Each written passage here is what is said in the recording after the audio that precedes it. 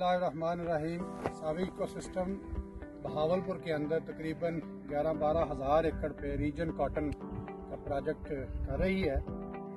Reason mean regenerative cotton, और इस तरीक़ा काश्त में हम ख्याल रखते हैं कि माहौल, ज़मीन और पैदावार तीनों पे कोई मनफी असर ना आए।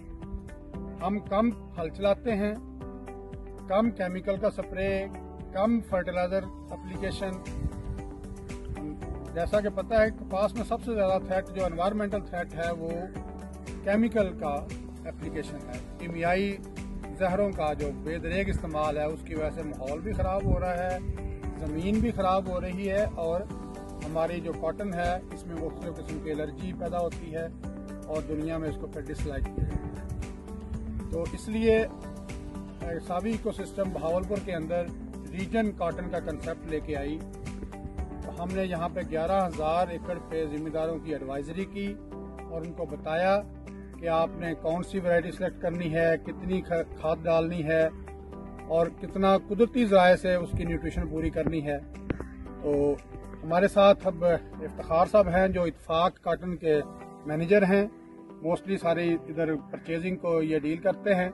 अब हम उनसे पूछेंगे कि जो हमारे फार्मर्स आपके पास कपास लेके आ रहे हैं उनकी कोई क्वालिटी और पैदावार में कोई शिकवा तो नहीं वो करते कि हमारी पैदावार कम आई उसकी वजह से, या क्वालिटी पे कोई मनफी असरात आए हों।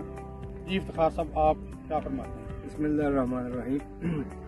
अभी जो कॉटन आ रही है माशाल्लाह वो बड़ी ज़बरदस्त कॉटन है। आप देखें पीछे बस थोड़ा बहुत इसमें है कि ज़मींदार थोड़ा सा अगर कंडेमिनेशन पे बेहतर कर ले तो हमारी कॉटन दुनिया की टॉप कॉटन में हो। और जिस तरह ये आपकी सावी काम कर रही है, उम्मीद करते हैं कि आने वाले दिनों में कॉटन की दुनिया में हमेशा इंशाल्लाह पाकिस्तान का नाम रोशन करेगी। और जो अभी कपास आ रही है हमारे पास, ये अच्छी कपास है और अच्छी रेशे वाली कपास है।